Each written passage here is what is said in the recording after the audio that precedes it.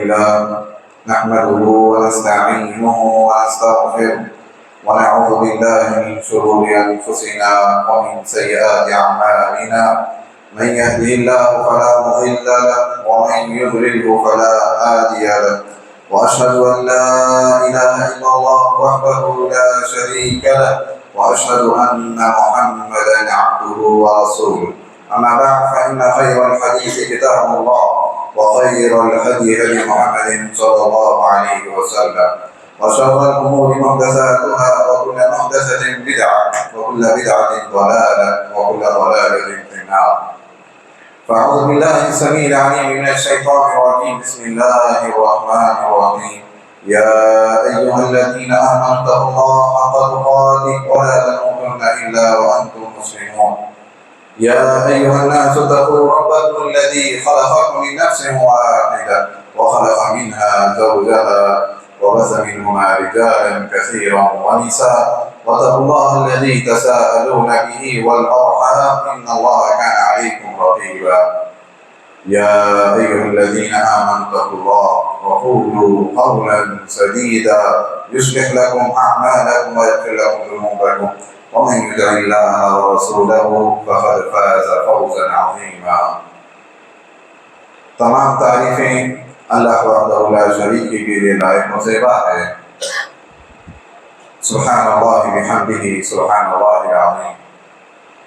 درود و سلام ہو تمام انبیاء کرام پر، بالخصوص آخری نبی محمد مصطفیٰ صلی اللہ علیہ وسلم پر. محترم حاضرین جمعہ، پردہ نشین خواتین اسلام، اللہ تعالیٰ کی نشانیوں میں سے بے شمار نشانیاں اس دنیا میں موجود ہیں، اور ان نشانیوں میں سے ایک نشانی موسموں کا آنا جانا ہے. موسم سرما، موسم گرما، موسم خزاں، موسم بہار، یہ جو سال کے 4 مہینے 4 موسم آتے ہیں، یہ بھی اللہ تعالیٰ کی نشانیوں میں سے ہے. سورج ہے، چاند ہے، دن اور رات کا آنا جانا ہے، یہ اللہ تعالیٰ کی نشانیوں میں سے ہے، تاکہ بندہ اس سے عبرت حاصل کرے، ان نشانیوں سے وہ نصیحت حاصل کرے، اللہ تعالیٰ کی پہچان اس بندے کو حاصل ہو جائے. محترم حاضرین، جس قدر موسم سرما کی شدت انسان کے لیے ناقابل برداشت ہوتی ہے، اس سے کہیں زیادہ موسم گرما بھی انسان کے لیے ناقابل برداشت ہوتا ہے. کہ موسم کی جو گرمی ہوتی ہے، انسان کو اس میں صبر سے کام لینا پڑتا ہے. اسی لیے اللہ کے رسول صلی اللہ علیہ وسلم نے اپنے داماد حضرت علی رضی اللہ تعالی عنہ کو دعا دی. دعا بھی کیا دعا کہ موسموں کی تکلیف سے اللہ ان کی حفاظت فرما. اللہم اذہب عنہ الحر والبرد، اے اللہ اس بندے سے موسموں کی تکلیف، موسم گرما کی، موسم سرما کی تکلیف اس شخص سے دور فرما. آپ صلی اللہ علیہ وسلم نے دعا دی صحابہ کرام کو کہ موسموں کی تکلیف سے اللہ اس بندے کی حفاظت فرما. تو یقیناً موسموں کی بھی انسان پر اثر ہوتا ہے، موسم کا اثر ہوتا ہے انسان پر، اور جیسا وہ موسم ہوتا ہے انسان کی طبیعت اور مزاج بھی اسی قدر بنتا چلا جاتا ہے. اللہ تعالیٰ نے جہاں موسم ہمارے لیے بنائے ہیں، اسی طرح اللہ تعالیٰ نے موسموں سے حفاظت کے لیے بھی سامان اللہ تعالیٰ نے دنیا میں رکھے ہیں. سختی بھی رکھی ہے، بیماری بھی رکھی ہے، تو ساتھ میں دوا بھی اللہ تعالیٰ نے رکھی ہے. موسموں کی شدت اللہ تعالیٰ نے رکھی ہے، تو موسموں سے بچنے کے اسباب اور ان کے لیے جو سامان ہو سکتے ہیں اللہ تعالیٰ نے اس دنیا میں ہمارے لیے وہ بھی رکھا. قرآن مجید خود ہمارے لیے شاہد ہے. قرآن مجید میں اللہ تعالیٰ فرماتا ہے وَاللَّهُ جَعَلَ لَكُم مِّمَّا خَلَقَ ظِلَالًا وَجَعَلَ لَكُم مِّنَ الْجِبَالِ أَكْنَانًا وَجَعَلَ لَكُم سَرَابِيلَ تَقِيكُمُ الْحَرَّ وَسَرَابِيلَ تَقِيكُم بَأْسَكُمْ كَذَلِكَ يُتِمُّ نِعْمَتَهُ عَلَيْكُمْ لَعَلَّكُمْ تُسْلِمُونَ. اللہ تعالیٰ فرماتا ہے کہ اللہ کی پیدا کردہ چیزوں میں سے اللہ تعالیٰ نے تمہارے لیے سائے کا انتظام فرمایا جس سے تم پناہ لیتے ہو. اللہ تعالیٰ کی پیدا کردہ چیزوں میں سے اللہ نے پہاڑ بنائے جس میں تم پناہ لیتے ہو. وَجَعَلَ لَكُمْ سَرَابِيلَ، اور اللہ تعالیٰ نے تمہارے لیے ایسے لباس، ایسے پوشاک اللہ تعالیٰ نے تمہارے لیے بنائے ہیں تَقِيكُمُ الْحَرَّ، جو تمہیں گرمی سے بچاتے ہیں، جو تمہیں گرمی سے تمہاری حفاظت کرتے ہیں.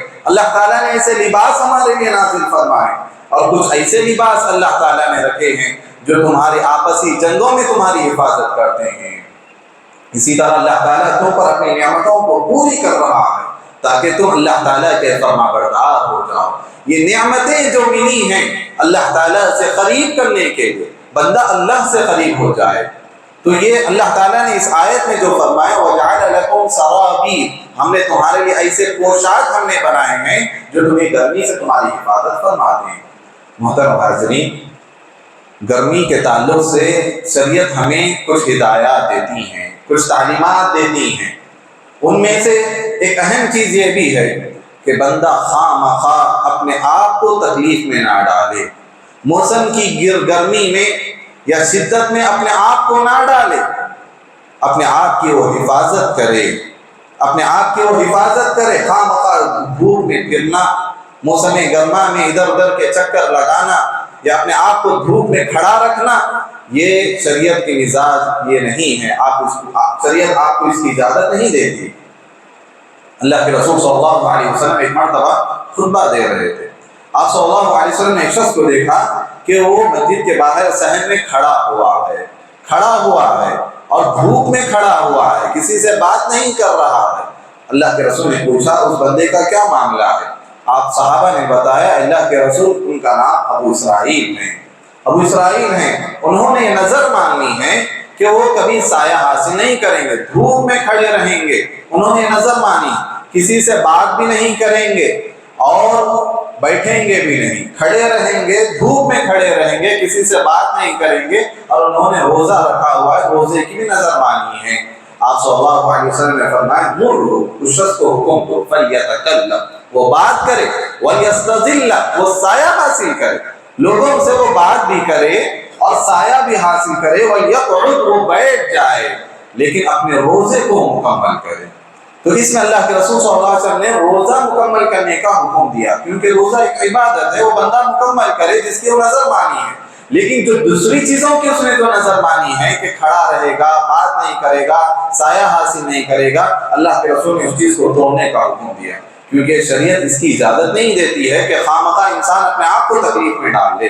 تو لہذا موسموں کی گرمی سے اسباب جو اپناتے ہیں ہم، جس طرح فین کا استعمال کیا جاتا ہے، کولر کا استعمال کیا جاتا ہے یا اے سی کا استعمال کیا جاتا ہے، بندہ تاکہ ان گرمی سے اپنے آپ کی حفاظت کرے، کھانے پینے کی چیزوں میں احتیاط کیا جاتا ہے۔ یہ تمام چیزیں شریعت ہمیں اجازت دے رہی، شریعت ہمیں اس کا حکم بھی دے رہی ہے، دین کا حصہ بنایا جا رہا ہے۔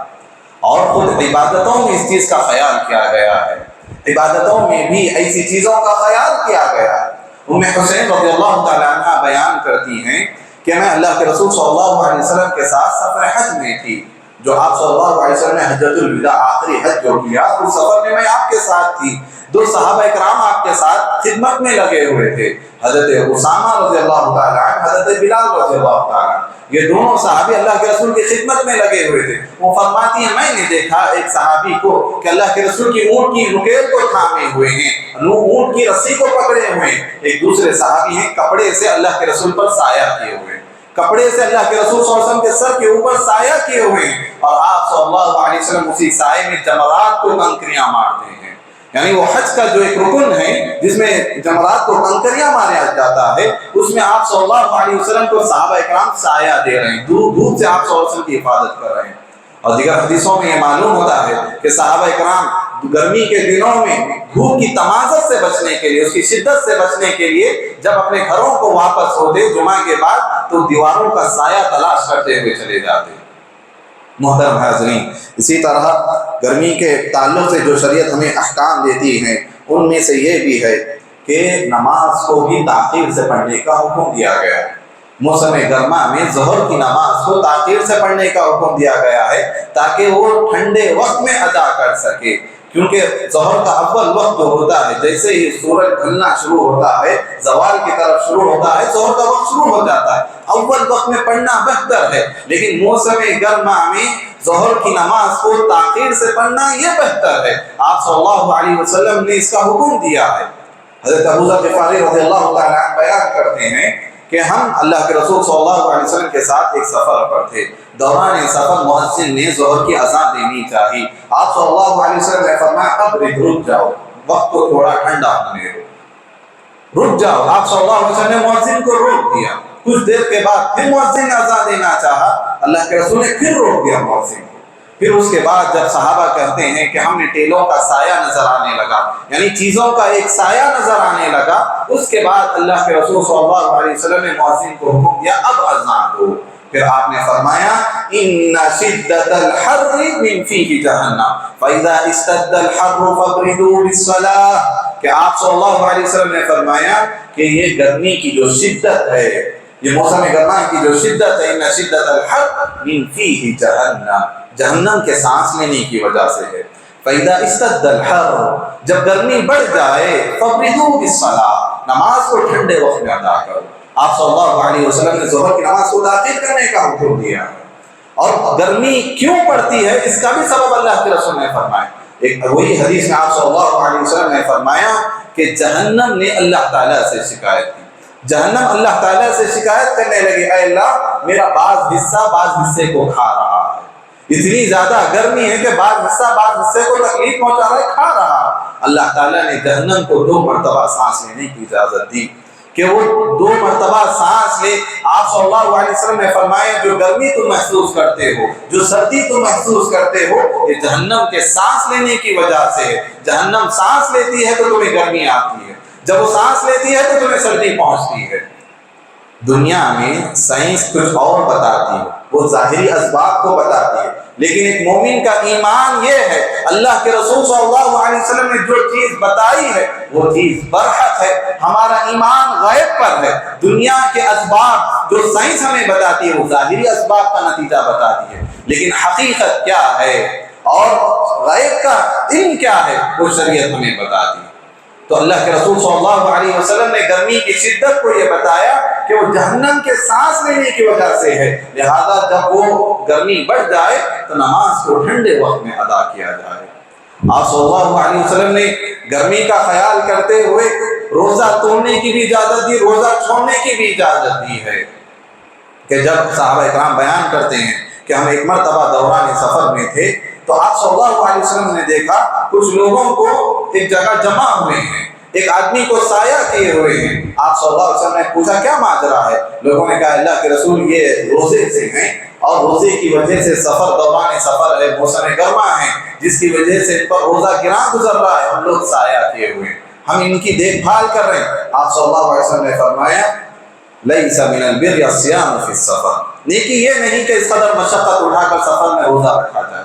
لیس من البر, یہ نیکی نہیں ہے کہ اس قدر تکلیف اٹھا کر سفر میں روزہ رکھا جائے. آپ صلی اللہ علیہ وسلم نے حکم دیا, ہمیں روزہ توڑنے کا حکم دیا, روزہ چھوڑنے کا حکم دیا. تو سفر کے دوران گرمی کی وجہ سے روزہ چھوڑنے کی بھی اجازت ہمیں مل رہی ہے. اسی طرح آپ صلی اللہ علیہ وسلم کے تعلق سے صحابہ بیان کرتے ہیں, ایک صحابی بیان کرتے ہیں میں نے اللہ کے رسول صلی اللہ علیہ وسلم کو دیکھا, ایک مقام کا نام لیتے ہوئے کرتے ہیں مقام عرش پر میں نے دیکھا کہ آپ صلی اللہ علیہ وسلم گرمی سے بچنے کے لیے شدت حرارت کی وجہ سے اپنے سر پر پانی ڈال رہے ہیں, سر پر سے پانی بہا رہے ہیں, گرمی کی شدت کی وجہ سے, روزے کی شدت کی وجہ سے. اور جمعہ کے دن جو غسل کرنے کا حکم دیا گیا ہے کہ آدمی گرمی کی وجہ سے نہانا, یہ بہتر ہے, مسنون ہے کہ جب زیادہ گرمی ہو جائے, پسینے میں شرابور ہو جائے, وہ نہا لیا کرے, غسل کر لیا کرے, یہ بہتر ہے. اور جمعہ کے دن بھی غسل کرنے کا یہی حکم دیا گیا ہے. جمعہ کے دن غسل کرنا واجب قرار دیا گیا کہ جمعہ کے دن ایک مسلمان بالغ انسان کو نہانے کا حکم دیا گیا. تو حضرت عبداللہ ابن عباس رضی اللہ تعالی عنہ, ان سے کچھ لوگ آئے, عراق سے کچھ لوگ آئے فتویٰ پوچھنے کے لیے صحابی رسول حضرت عبداللہ بن عباس رضی اللہ تعالیٰ عنہ سے کہ جمعہ کے دن کیا آپ غسل کرنے کو واجب سمجھتے ہیں؟ تو صحابی رسول کہنے لگے کہ میں اسے واجب نہیں سمجھتا, لیکن نہانا غسل کرنا بہتر ہے, جمعہ کے دن غسل کرنا افضل ہے, بہتر ہے. لیکن کوئی شخص اگر غسل نہیں کرتا ہے, نہیں نہاتا ہے تو کوئی حرج نہیں ہے, کوئی بات نہیں ہے. پھر وہ کہنے لگے کیونکہ اللہ کے رسول صلی اللہ علیہ وسلم کے زمانے میں صحابہ کرام اون کے پوشاک پہنتے تھے, اون کے کپڑے, موٹے کپڑے پہنتے تھے, محنت و مزدوری کیا کرتے تھے, اور ان کے حالات بھی کشادہ نہیں تھے, تنگ تھے, غریبی تھی, غربت کی وجہ سے اونی کپڑے, محنت و مزدوری کیا کرتے تھے. اور مسجد نبوی بھی تنگ تھی, چھوٹی مسجد تھی, اور اس کی جو چھت تھی وہ بھی کھجوروں کے پتوں سے بنی ہوئی تھی. کوئی مضبوط چھت بنی ہوئی نہیں تھی، کھجور کے پتوں سے اس کی چھت بنائی گئی تھی، مسجد تنگ تھی، اور اس طرح جب گرمی کا وقت ہوتا صحابہ کرام محنت مزدوری کر کے جب مسجد میں آتے تو پسینے کی وجہ سے بدبو پھیلنے لگ جاتی اور لوگوں کو اس سے تکلیف ہونے لگتی۔ ایک مرتبہ ایسے ہی ہوا، جب پسینے کی وجہ سے بدبو پھیلنے لگی، آپ صلی اللہ علیہ وسلم نے اس چیز کو محسوس کیا تو آپ نے فرمایا جب جمعہ کا دن ہو، جب مسجد آیا کرو، نہا کر آیا کرو، غسل کر آیا کرو، عطر لگا کر آیا کرو، تیل لگا کر آیا کرو۔ آپ صلی اللہ علیہ وسلم نے اس چیز کا حکم دیا۔ پھر صحابی رسول حضرت عبداللہ بن عباس کہتے ہیں لیکن بعد میں لوگوں کے حالات بہتر ہو گئے، وہ اچھے کپڑے پہننے لگے، محنت مزدوری کے ویسے کام بھی نہیں رہے، ان کی زندگیوں میں خوشحالی آ گئی اور مسجد بھی کشادہ ہو گئی، مسجد بھی اچھی بنا لی گئی، لہذا اب غسل کرنے کا وہ حکم نہیں رہا جو پہلے تھا۔ تو یہ سبب بیان کرتے ہیں وہ صحابی رسول۔ محترم حاضرین، شریعت ہمیں جو گرمی کے تعلق سے جو احکامات دیتی ہیں ان میں یہ چیز ہے کہ کھانے پینے کی چیزوں میں بھی احتیاط کرنے کا حکم دیا گیا ہے، موسم کے اعتبار سے غذا استعمال کرنے کا حکم دیا گیا ہے۔ حضرت عائشہ رضی اللہ تعالی عنہ بیان کرتی ہیں کان رسول اللہ صلی اللہ علیہ وسلم یأکل البطیخ بالرطب، کہ حضرت عائشہ اما عائشہ رضی اللہ تعالی عنہ بیان کرتی ہیں کہ اللہ کے رسول صلی اللہ علیہ وسلم کھجور کو تربوز کے ساتھ ملا کر کھایا کرتے تھے، تربوز کو کھجور کے ساتھ ملا کر کھایا کرتے تھے۔ فیقول، پھر کہتے نکسر حر ھذا ببرد ھذا، پھر آپ صلی اللہ علیہ وسلم فرماتے کہ ہم کھجور کی گرمی کو تربوز کی ٹھنڈک سے توڑتے ہیں اور تربوز کی ٹھنڈک کو کھجور کی گرمی سے ہم ختم کرتے ہیں۔ تو اس طرح آپ صلی اللہ علیہ وسلم کھانے پینے کی چیزوں میں بھی موسم کا اعتبار کرتے ہوئے ان چیزوں کا استعمال کرتے تھے۔ تو آپ صلی اللہ علیہ وسلم تربوز کے ساتھ کھجور کا استعمال کیا کرتے تھے تاکہ متوازن غذا رہ سکے۔ اسی طرح اس میں یہ بھی آپ صلی اللہ علیہ وسلم نے ایک حدیث میں فرمایا اتقوا اللعانین، دو لعنت والے کاموں سے بچو، دو لعنت والے کاموں سے بچو۔ قالوا ومن لعانہ، صحابہ نے پوچھا اللہ کے رسول وہ دو لعنت والے کام کیا ہیں؟ آپ نے فرمایا لوگوں کے راستے میں قضائے حاجت کرنا یا سائے دار درخت کے نیچے قضائے حاجت کرنا، یہ دو لعنت والے کام ہیں، کیونکہ اس سے لوگ سایہ حاصل کرتے ہیں۔ گرمی کے موسم میں ایک انسان، ایک مسافر یہ چاہتا ہے کہیں اسے سہارا مل جائے، وہ سائے کے نیچے کھڑا ہو جائے یا درخت کے نیچے کھڑا ہو جائے تاکہ اسے کچھ راحت مل سکے، اسے کچھ سکون میسر ہو سکے۔ آپ صلی اللہ علیہ وسلم نے ان سایوں کی حفاظت کا حکم دیا گیا، ان سایوں کی حفاظت کرنے کا حکم دیا، اور جو ان سایوں کو ختم کرے گا یا انہیں نقصان پہنچائے گا آپ صلی اللہ علیہ وسلم نے اس پر لعنت فرمائی کہ دو لعنت والے کاموں سے بچو۔ کہ ایک تو یہ کہ عام راستہ ہے، لوگ جہاں سے گزرتے ہیں وہاں کوئی قضائے حاجت کر دیا یا گندگی پھیلایا، یا اسی طرح لوگ جہاں سایہ حاصل کرتے ہیں درختوں کے نیچے وہاں جا کر گندگی کیا یا قضائے حاجت کیا، ایسے پر اللہ کے رسول صلی اللہ علیہ وسلم نے لعنت فرمائی ہے۔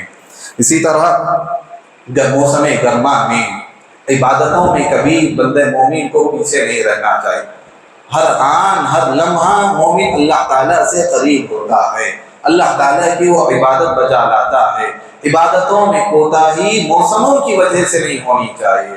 ایک صحابی کے تعلق سے میں آپ کو بتاؤں، ایک صحابی جن کا مسجد نبوی سے بہت دور گھر تھا اور وہ اتنی دور سے ہر نماز کے لیے مسجد تشریف لاتے تھے، ہر نماز کے لیے مسجد میں حاضر ہوتے، تو صحابہ کرام میں سے ایک صحابی نے انہیں مشورہ دیا کہ آپ اتنی گرمی میں دور سے گھر سے مسجد تشریف لاتے ہو، ایک سواری کا انتظام کرو، ایک گدھا خرید لو تاکہ تمہارے لیے موسم میں اس گرمی میں آنے میں سہولت ہو سکے یا رات کی تاریکیوں میں آنے میں تمہارے لیے سہولت ہو سکے۔ تو صحابی کہنے لگے میری یہ خواہش ہے، میری خواہش نہیں ہے کہ میرا گھر مسجد کے بالکل قریب ہو، میں یہ چاہتا ہوں کہ جتنی دور میرا گھر رہے گا اتنا بہتر ہے، کیونکہ جتنا میں چل کر آؤں گا اور پھر واپس میں جب اپنے گھر کو جاؤں گا ایک ایک قدم پر میں اللہ تعالیٰ سے اجر کی امید رکھتا ہوں، اجر و ثواب کی امید رکھتا ہوں۔ اللہ کے رسول صلی اللہ علیہ وسلم نے جب اس صحابی کے تعلق سے یہ چیز سنی، آپ نے فرمایا قد جمع اللہ لک ذلک کلہ، اللہ تعالیٰ نے تمہارے لیے تمام چیزیں لکھ دیا ہے۔ یعنی اتنی دور سے تم مسجد جو آتے ہو، موسم گرما میں بھی آتے ہو، رات کی تاریکیوں میں بھی آتے ہو اور سواری بھی استعمال نہیں کرتے ہو، پیدل چل کر آتے ہو، اللہ تعالیٰ تمہارے لیے ایک ایک قدم پر اجر و ثواب دیا ہے۔ تو لہذا یہ صحابی کا یہ عمل ہمیں یہ عبرت دیتا ہے، یہ نصیحت دیتا ہے کہ کبھی ہم موسم کی وجہ سے یا موسموں کا اعتبار کرتے ہوئے نمازوں میں کوتاہی نہ کریں. ظہر کی نماز ہو یا عصر کی نماز ہو کہ جماعت کو چھوڑ کر ہم اپنے گھروں میں پڑھ لیں، موسم کی وجہ سے، شدت کی وجہ سے یہ ایک مومن کے لیے یہ حرکت مناسب نہیں ہے. اسی طرح سب سے اہم چیز یہ ہے کہ موسم جو ہوتے ہیں یہ ایک نصیحت ہے. ایک بندہ مومن ان سے بھی عبرت حاصل کرتا ہے. یہ اللہ تعالیٰ کی قدرت کی یہ نشانیاں ہیں، اور یہ وہ نشانیاں ہیں جو ہمیں آخرت کی یاد دلاتی ہے، جہنم کی یاد دلاتی ہے، میدان محشر کی گرمی کو یاد دلایا جاتا ہے تاکہ ایک مومن اس دن کی گرمی کو محسوس کر سکے. آج ہم تھوڑی سی گرمی کو ہم برداشت نہیں کر پاتے، تھوڑی سی گرمی ہمارے لیے مشکل ہو جاتی ہے. لوگوں کے زبانوں سے جملے نکل جاتے ہیں کہ دیکھو آسمان آگ برسا رہا ہے. یہ چیزیں کہنے سے موسم بہت زیادہ سخت ہے، شدت ہے، گرمی ہے، لیکن آدمی بار بار ایسا جملہ نہ کرے. اس سے بہتر ہے کہ آدمی اللہ تعالیٰ سے دعا کرے. آپ صلی اللہ علیہ وسلم نے ایک حدیث میں فرمایا کہ اگر کوئی شخص اللہ تعالیٰ سے 3 مرتبہ جنت کا سوال کرتا ہے، جنت اس کے حق میں کہتی ہے اللہ اس کو مجھ میں داخل فرما دے، جنت میں داخل کر دے. اور جو شخص 3 مرتبہ جہنم سے پناہ مانگتا ہے اللہ تعالیٰ سے، جہنم خود اس کے حق میں سفارش کرتے ہیں اللہ سے جہنم سے نجات دے، پناہ دے. تو بندہ ان چیزوں کو یاد کرتے ہوئے جہنم سے پناہ مانگے. موسم کو برا بھلا کہنے سے بجائے، گرمی کو برا بھلا کہنے سے بجائے اللہ تعالیٰ سے دعا کر اللہ تعالیٰ ہمیں اس دن کی گرمی سے ہماری حفاظت فرما، جہنم کی گرمی سے ہماری حفاظت فرما. اللہم اجرنی من النار، اللہ مجھے جہنم سے بچا لے، جہنم سے میری پناہ لے. اللہ تعالیٰ ہماری حفاظت فرمائے گا 3 مرتبہ یہ دعا کرنے سے. تو لہذا یہ موسم ہمیں اس دن کی گرمی کو یاد دلاتے ہیں تاکہ بندہ اس دن کی گرمی کو یاد کرے اور اپنے لیے اس دن کے لیے آسانیوں کی تلاش کرے، ذخیرہ آخرت بنائیں، توشہ آخرت بنائیں. آپ صلی اللہ علیہ وسلم نے فرمایا جب میں قیامت برپا ہوگی، میدان محشر برپا ہوگا، سورج بالکل قریب کر دیا جائے گا. وہ ایک دن 50,000 سال کے برابر ہوگا. سورج بالکل مخلوق کے قریب کر دیا جائے گا، اور اس دن لوگ پسینوں میں سرابور ہوں گے اپنے گناہوں کی وجہ سے. کوئی ٹخنوں تک پسینے میں ڈوبا ہوا ہوگا، کوئی گھٹنوں تک پسینے میں ڈوبا ہوا ہوگا، کوئی کمر تک پسینے میں ڈوبا ہوا ہوگا، کسی کو تو پسینے کی لگام لگائی جائے گی. آپ صلی اللہ علیہ وسلم نے اس دن کی بھیانک، اس دن کے مناظر کو آپ صلی اللہ علیہ وسلم نے بیان کرنا. اس دن کی گرمی سے اگر ہم بچنا چاہتے ہیں، اس دن جب کہ کوئی سایہ نہیں ہوگا، انسان سائے کی تلاش میں ہوگا لیکن سایہ نہیں ملے گا. اس دن اگر سایہ تلاش کرنا چاہتے ہو، دنیا میں صدقہ و خیرات کیا کرو، کیونکہ صدقہ و خیرات قیامت کے دن اس کے لیے سایہ بن کر آ جائے گا. میں اس دن جب کہ کوئی سایہ نہیں ہوگا. آپ صلی اللہ علیہ وسلم نے ایک حدیث میں فرمایا کہ قیامت کے دن اللہ تعالیٰ 7 لوگوں کو اپنے عرش کا سایہ نصیب فرمائے گا جس دن کے کوئی سایہ نہیں ہوگا. تو آپ صلی اللہ علیہ وسلم نے فرمایا وہ اعمال جو ہمیں سایہ دے سے ہیں، قیامت کے دن ہمارے لیے سکون مہیا کریں گے، آسانی مہیا کریں گے، تو وہ کون سے اعمال ہیں؟ آپ صلی اللہ علیہ وسلم نے وہ 7 لوگوں کے تعلق سے فرمایا. ایک امام عادل ہوگا، انصاف پسند بادشاہ، اس کو اللہ تعالیٰ اپنے عرش کا سایہ نصیب فرمائے گا. ایک وہ شخص جس کا دل مسجد سے لگا ہوا رہتا ہے، مسجد سے اٹکا ہوا رہتا ہے. تیسرا وہ جو ایسا نوجوان جس نے اپنی جوانی اللہ تعالیٰ کی عبادت میں گزار دی. چوتھا وہ جس سے بھی وہ محبت کرے، اللہ کی خاطر محبت کرے، اس کا ملنا، اس کا جلنا، اسی طرح اس کا جدا ہونا اللہ کے خاطر ہو. یہ بھی اسی طرح. پانچواں وہ جسے ایک خوبصورت حسین و جمیل خاندانی عورت گناہ کی دعوت دے اور وہ یہ کہے کہ میں اللہ تعالیٰ سے ڈرتا ہوں. چھٹا وہ شخص جو اپنے سیدھے ہاتھ سے اللہ کی راہ میں صدقہ کیا تو بائیں ہاتھ کو اس کی اطلاع نہیں ہے. ساتواں وہ شخص جس نے اللہ تعالیٰ کو یاد کیا اور اس کی آنکھوں سے آنسو جاری ہو گئے. تو ایسے لوگوں کو اللہ تعالیٰ قیامت کے دن عرش کا سایہ نصیب فرمائے گا جس دن کے کوئی سایہ نصیب نہیں ہوگا. یہ گرمی کی حرارت، یہ گرمی کی شدت ہمیں جہنم کی آگ کو یاد دلاتی ہے. جب صحابہ سے، جب اللہ کے رسول صلی اللہ علیہ وسلم کے دور میں جنگ تبوک پیش آئی، جنگ تبوک سخت گرمی کے موسم میں پیش آئی، اور اس وقت صحابہ بیان کرتے ہیں ہم سفر کے لیے نکلے تو پیاس کی شدت کی وجہ سے ہمارے حلق سوکھ جاتے تھے، ہمارے حلق میں کانٹے آ جاتے تھے، کوئی شخص اگر اونٹ بھی ذبح کرتا تو ہم اس کی اوجڑی کو بھی نچوڑ کر پی لیا کرتے تھے، اتنی زیادہ شدت پیاس کی وجہ سے ہماری یہ حالت ہوتی تھی۔ اس وقت منافقین آپس میں کہتے تھے لا تنفروا فی الحر، اس قدر گرمی ہے تم اس گرمی میں مت نکلو، جنگ میں مت نکلو، اللہ کے رسول صلی اللہ علیہ وسلم کے ساتھ مت نکلو۔ مدینہ سے تبوک کتنی دور ہے؟ 900 کلومیٹر دور ہے، مدینہ سے تبوک جانا ہے، وہ بھی سخت موسم گرما میں۔ آپ صلی اللہ علیہ وسلم کا جیسا ہی حکم ہوا صحابہ کرام نکل پڑے، لیکن منافقین پیچھے رہ گئے، انہوں نے یہ عذر پیش کیا لا تنفروا فی الحر، اس گرمی میں مت نکلو۔ اللہ تعالیٰ نے جواب میں فرمایا قل نار جہنم اشد حرا، آپ کہہ دیجئے جہنم کی آگ تو اس سے کہیں زیادہ سخت ہے۔ دنیا میں جو آگ ہے وہ 1 درجہ حرارت ہے، لیکن جہنم کی جو آگ ہے وہ 79 درجے اس سے کہیں زیادہ ہے۔ قل نار جہنم اشد حرا، جہنم میں جو عذابات دیے جائیں گے ان عذابات یہی ہوں گے واصحاب الشمال ما اصحاب الشمال فی سموم وحمیم وظل من یحموم لا بارد ولا کریم، بائیں ہاتھ والوں کا کیا ہی پوچھنا، ان کی بدنصیبی کا کیا پوچھنا۔ واصحاب الشمال ما اصحاب الشمال فی سموم وحمیم، وہ گرم لو میں ہوں گے، گرم ہواؤں کی وہ لپیٹ میں ہوں گے، کھولتا ہوا پانی انہیں پیش کیا جائے گا، اور لا بارد ولا کریم، نہ ہی وہ ٹھنڈا ہوگا نہ ہی آرام دہ ہوگا۔ یہ عذابات ہے یصب من فوق رؤوسہم الحمیم، ان کے سروں پر کھولتا ہوا پانی ڈالا جائے گا، پیاس کی وجہ سے وہ پانی پوچھیں گے، کھولتا ہوا انہیں پانی دیا جائے گا۔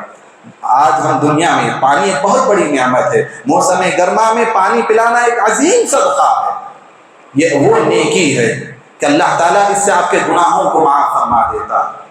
آپ کو وہ حدیث یاد ہی ہوگی کہ ایک زانیہ عورت ہے، زانیہ فاحشہ عورت ہے، جو جا رہی تھی، اسے پیاس لگی، اس نے کنویں مترا پانی پیا، باہر نکلی تو دیکھی کہ کتا ہاپ رہا، شدت کی وجہ سے، پیاس کی وجہ سے زبان لٹکا رہا ہے، تو اس نے سوچا کہ مجھے جس طرح پیاس لگی تھی اس جانور کو بھی ویسے ہی لگی، تو اس نے پھر اپنا موزہ کنویں میں ڈبایا اور اس کتے کو پانی پلایا۔ اللہ تعالیٰ کو اس عورت کی ادا اتنی پسند آئی کہ اللہ تعالیٰ نے اس عورت کے گناہوں کو معاف کیا، حالانکہ وہ زانیہ تھی، فاحشہ تھی۔ اہل علم کہتے ہیں کہ ایک فاحشہ عورت کو اللہ تعالیٰ ایک کتے کو پانی پلانے کی وجہ سے معاف فرما رہا ہے، ایک بندہ مومن جو کہ نیک ہو، صالح ہو، اگر مومنوں کو پانی پلائے تو اللہ تعالیٰ اس کے گناہوں کو بھی معاف فرمائے گا۔ ہم اپنے والدین کے لیے صدقہ کرنا چاہتے ہیں، ان کے نام پر کچھ کرنا چاہتے ہیں، ثواب جاریہ کے طور پر پانی پلانا ایک عظیم نعمت ہے۔ پانی پلانا صدقہ جاریہ بھی ہے، اسی طرح یہ دوسروں کو پہنچانے کا ایک ذریعہ بھی ہے۔ سعد بن عبادہ رضی اللہ تعالیٰ عنہ بیان کرتے ہیں اللہ کے رسول صلی اللہ علیہ وسلم میری ماں انتقال کر چکی ہے، کیا میں اس کی جانب سے صدقہ کر سکتا ہوں؟ آپ نے فرمایا ہاں صدقہ کر سکتے ہیں۔ پھر انہوں نے پوچھا اللہ کے رسول افضل صدقہ کیا ہے؟ آپ نے فرمایا سقی الماء، پانی پلانا۔ پانی پلانا اس دور میں یعنی موسم گرما میں پانی ایک عظیم نعمت ہے۔ یہ نعمت اگر آپ جاننا چاہتے ہیں اس شخص سے پوچھو جو صبح سے لے کر شام تک محنت کرتا ہے، مزدوری کرتا ہے، شام کو جب آتا ہے وہ پانی کی پیاس لگتی ہے۔ ایک میکینک ہے، ایک مسافر ہے، تھکا ہوا جب گھر کو آتا ہے اس کے لیے ٹھنڈا پانی ایک عظیم نعمت ہے۔ لہذا ہم اس دنیا میں اس پیاس کو محسوس کرتے ہیں تو آخرت میں کیسا ہوگا؟ آخرت کا بھی سوچیں، اس دن کی پیاس کو بجھانے کے لیے ابھی سے دنیا میں نیک عمل کریں تاکہ اللہ تعالیٰ ہمیں قیامت کے دن اللہ کے رسول صلی اللہ علیہ وسلم کے ہاتھوں حوض کوثر کا پانی پلائے گا۔ عبداللہ بن مبارک رحمۃ اللہ علیہ جب زمزم کا پانی پیتے، کیونکہ اللہ کے رسول نے فرمایا زمزم کا پانی جس نیت سے پیا جائے گا اللہ تعالیٰ اس کی مراد پوری کرے گا، اس کی وہ چیز پوری کرے گا، تو فرماتے ہیں اللہ تعالیٰ میری یہ مراد ہے، میری خواہش ہے جس طرح یہ پانی دنیا میں میری پیاس بجھا رہا ہے آخرت میں میری پیاس بجھ جائے، ایسا انتظام اللہ کو فرما دے۔ تو بندہ مومن کو دنیا میں رہتے ہوئے کار خیر میں آگے بڑھنا چاہیے، نیکیوں میں آگے بڑھنا چاہے، اس دن کی گرمی کو یاد کرتے ہوئے اللہ تعالیٰ سے قریب ہونے کی کوشش کرنی چاہیے۔ اللہ تعالیٰ سے دعا گو اللہ تعالیٰ کہنے والے کو سننے والوں کو عمل کی توفیق عطا فرما۔ اللہ تعالیٰ ہم تمام کو حوض کوثر کا پانی ہم تمام کو نصیب فرما۔ اللہ تعالیٰ ہم تمام کے گناہوں کو معاف فرما، ہم سب کے خطاؤں کو اللہ تعالیٰ کو گزر فرما، ہمیں سے جو پریشان ہیں کی پریشانیوں کو دور فرما، ہمیں سے جو بیمار ہیں اللہ تعالیٰ انہیں شفا کاملہ عطا فرما۔ آمین یا رب العالمین۔ بارک اللہ فی و لکم ولسائر المسلمین واستغفروا انہ هو الغفور الرحیم۔